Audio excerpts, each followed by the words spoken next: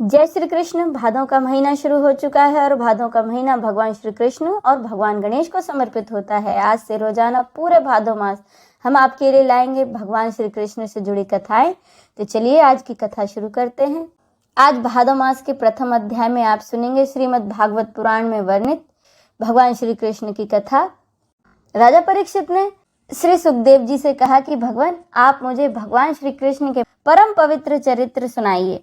भगवान श्री कृष्ण तो समस्त प्राणियों के जीवन दाता एवं सर्वात्मा हैं। उन्होंने यदुवंश में अवतार लेकर जो जो लीलाएं की, उनका विस्तार से हम लोगों को श्रवण कराइए। परीक्षित की बातें सुनकर श्री सुखदेव जी ने कहा कि भगवान लीला के रस के रसिक राश्रे, तुमने जो कुछ निश्चय किया है वह बहुत ही सुंदर और आदरणीय है, क्योंकि सबके हृदय आराध्य श्री कृष्ण की लीला कथा श्रवण करने में तुम्हें सहज ही प्रीति प्राप्त हो गई है। भगवान श्री कृष्ण की कथा के संबंध में प्रश्न करने से ही वक्ता, प्रश्नकर्ता और श्रोता तीनों ही पवित्र हो जाते हैं। जैसे गंगा जी का जल या भगवान शालिग्राम का चरणामृत सभी को पवित्र कर देता है। परीक्षित, उस समय लाखों दैत्य दल ने घमंडी राजाओं का रूप धारण कर अपने भारी भार से पृथ्वी को परेशान कर रखा था। उससे छुटकारा पाने के लिए पृथ्वी ब्रह्मा जी की शरण में गई। पृथ्वी ने उस समय गौ का रूप धारण कर रखा था। उसकी आंखों से आंसू बह बह कर मुंह पर आ रहे थे। उसका मन तो खिन्न था ही, शरीर भी बहुत कृश हो गया था। वह बड़े करुण स्वर से रम्हा रही थी। ब्रह्मा जी के पास जाकर उसने अपनी पूरी कष्ट कहानी सुनाई। ब्रह्मा जी ने बड़ी सहानुभूति के साथ उसके दुख की गाथा सुनी। उसके बाद वे भगवान शंकर, स्वर्ग के अन्य प्रमुख देवता और गौ के रूप में आई पृथ्वी को अपने साथ लेकर क्षीर सागर के तट पर गए। भगवान देवताओं के भी आराध्य देव हैं। वे अपने समस्त भक्तों की समस्त अभिलाषाएं पूरी करते हैं और उनके सभी कलेशों को नष्ट कर देते हैं। वे ही जगत के एकमात्र स्वामी हैं। क्षीर सागर के तट पर पहुंचकर ब्रह्मा आदि देवताओं ने पुरुष सूक्त के द्वारा उन्हीं परम पुरुष सर्वंतर्यामी प्रभु की स्तुति की।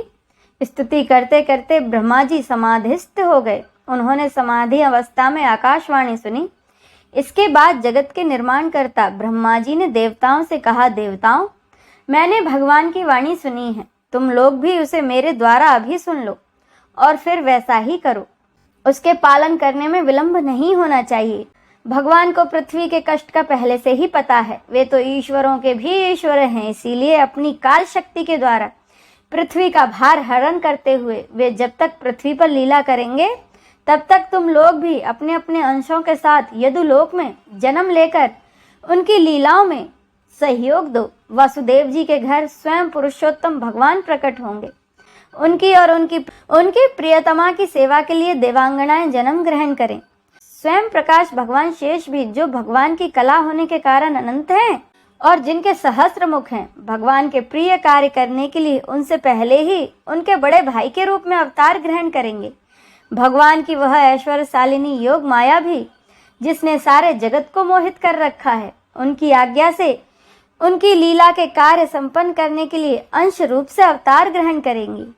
आगे श्री सुखदेव जी कहते हैं, परीक्षित, प्रजापतियों के स्वामी भगवान ब्रह्मा जी ने देवताओं को इस प्रकार आज्ञा दी और पृथ्वी को समझा बुझाकर ढांढस बंधाया। इसके बाद वे अपने परम धाम को चले गए। प्राचीन काल में यदुवंशी राजा थे सूरसेन। वे मथुरापुरी में रहकर माथुर मंडल और सूरसेन मंडल का राज्य शासन करते थे। उसी समय से मथुरा ही समस्त यदुवंशी नरपतियों की राजधानी हो गई थी। भगवान श्री हरि सर्वदा वहां विराजमान रहते हैं। एक बार मथुरा में सूर के पुत्र वसुदेव जी विवाह करके अपनी नवविवाहिता पत्नी देवकी के साथ घर जाने के लिए रथ पर सवार हुए। उग्रसेन का लड़का था कंस।